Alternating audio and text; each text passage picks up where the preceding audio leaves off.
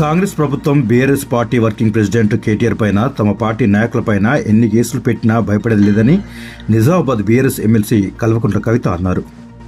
కొమరంభీం ఆసిఫాబాద్ జిల్లాలో పర్యటనలో భాగంగా దారిలో వెళ్తుండగా ఆదిలాబాద్ జిల్లాలోని ఇంద్రవెల్లి అమరవీరుల స్తూపం వద్ద BRS MLC Kalvakuntla Kavitha, both MLA Anil Jadhav మరియు స్థానిక బీఆర్ఎస్ నాయకులతో కలిసి అమరులకు నివాళులర్పించారు. అనంతరం మీడియాతో మాట్లాడారు.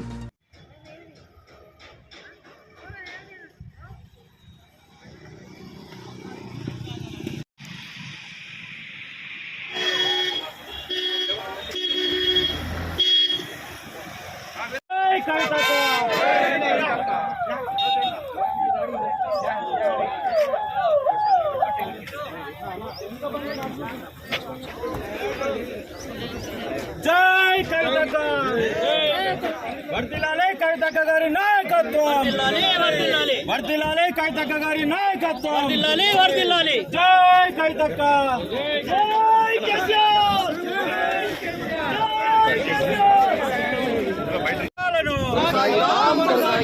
జోహార్ ప్రజావీరుల అమరవీరులకు,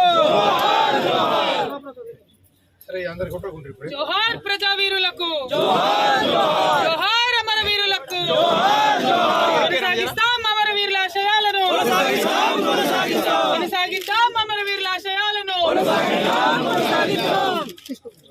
జై తెలంగాణ, కేసీఆర్ గారి నాయకత్వం, కేసీఆర్ గారి నాయకత్వం, కవిత గారి నాయకత్వం. జోహార్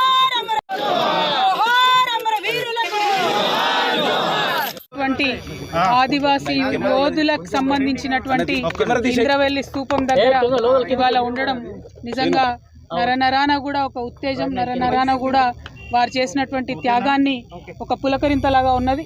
మరి వారి త్యాగాలను గుర్తు చేసుకొని తెలంగాణ రాష్ట్రాన్ని అభివృద్ధి చేసుకుంటూ వచ్చినాం.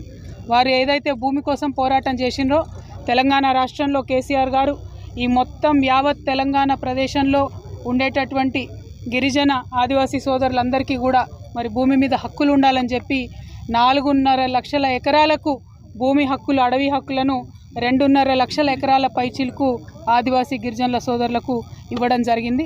గత 10 ఏళ్లలో బీఆర్ఎస్ హయాంలో, కేసీఆర్ గారి హయాంలో మరి భుక్తి కోసం, భూమి కోసం పోరాటం చేసినటువంటి వీరులందరినీ కూడా గౌరవించుకోవడం జరిగింది. అటువంటి ఇంద్రవెల్లి స్తూపం దగ్గర ఇక్కడ ఉన్నామంటే నరనరాన కూడా మరి వారు చేసినటువంటి త్యాగం, వారు చేసినటువంటి పోరాటం మమ్మల్ని ఇంకా ఉత్తేజం ఇస్తుంది. మాకు ప్రజల పక్షాన, ఆదివాసీల పక్షాన, గిరిజనుల పక్షాన, మహిళల పక్షాన, దళితుల పక్షాన, బహుజనులందరి పక్షాన నిలబడి పోరాటం చేసేటటువంటి ఒక స్ఫూర్తిని బీఆర్ఎస్ ప్రతి సైనికుడు కూడా ఇవాళ ఇంద్రవెల్లి స్తూపం దగ్గర నుంచి తీసుకుంటా ఉన్నామని చాలా సగర్వంగా తెలియజేస్తూ ఉన్నాం. వారు చేసినటువంటి త్యాగాలు మరవలేని, వారి పోరాటాలు మరవలేనటువంటి, మరి అటువంటి ఉత్తేజంతో ఉన్నటువంటి ఈ తెలంగాణలో మరి ఇప్పుడు నడుస్తున్నటువంటి ప్రభుత్వ హయాంలో రైతులకు అన్యాయం జరుగుతోంది, మహిళలకు అన్యాయం జరుగుతోంది. ఎవరన్నా గొంతెత్తి రైతుల పక్షాన, మహిళల పక్షాన, బహుజనుల పక్షాన మాట్లాడితే వెంటనే వారి మీద కేసులు పెట్టి ఇబ్బంది పెడుతున్నటువంటి పరిస్థితిని కూడా మనం గమనిస్తూ ఉన్నాం. ఇవాళ మా వర్కింగ్ ప్రెసిడెంట్ గారు గౌరవనీయులు అన్న కేటీఆర్ అన్న గారి మీద కూడా మరి రకరకాల కేసులు పెట్టి ఏసీబీ పేరుతోని, ఇంకో దాని పేరుతోని వారు ఎట్లా కక్షపూరితమైన వ్యవహారం ఈ ప్రభుత్వం చేస్తుందో తెలంగాణ ప్రజలందరూ కూడా గమనిస్తూ ఉన్నారు. మరి మీ ద్వారా, మీడియా మిత్రులందరి ద్వారా ఈ ఇంద్రవెల్లి స్తూపం దగ్గర నుంచి తెలంగాణ బిడ్డలందరూ కూడా తెలియజేస్తూ ఉన్నాం, ఎట్లాంటి కేసులు పెట్టినా బీఆర్ఎస్ వాళ్ళం ఎవరం కూడా భయపడేది లేదు. ఖచ్చితంగా ప్రజల పక్షాన, ప్రజలకు రావాల్సిన హక్కుల కోసం మా వాణిని వినిపిస్తూనే ఉంటాం, మా పోరాటం కొనసాగిస్తూనే ఉంటాం. నిన్నటికి నిన్న ఈ ప్రభుత్వం మొదలు 15,000 ఇస్తాము ఎకరానికి రైతు భరోసా అని చెప్పి దాన్ని తగ్గించి 12,000 ఇస్తామని చెప్తే ఇవాళ బీఆర్ఎస్ పార్టీ పిలిపించింది, రాష్ట్ర వ్యాప్తంగా మేము రైతుల పక్షాన ధర్నా చేస్తామని చెప్పి. మరి బీఆర్ఎస్ పిలుపుతోని భయపడ్డటువంటి ప్రభుత్వం మరి ఇటువంటి కక్షపూరితమైనటువంటి కేసులతో వేధించేటటువంటి కార్యక్రమం పెట్టుకున్నది. ఈ విషయాన్ని ప్రజలందరూ కూడా గమనిస్తూ ఉన్నారు. ప్రజా కోర్టులో ఈ కాంగ్రెస్ ప్రభుత్వానికి శిక్ష తప్పదని కూడా ఇంద్రవెల్లి స్తూపం దగ్గర నుంచి మేము చాలా సగర్వంగా తెలియజేస్తూ ఉన్నాం. Thank you. జై తెలంగాణ.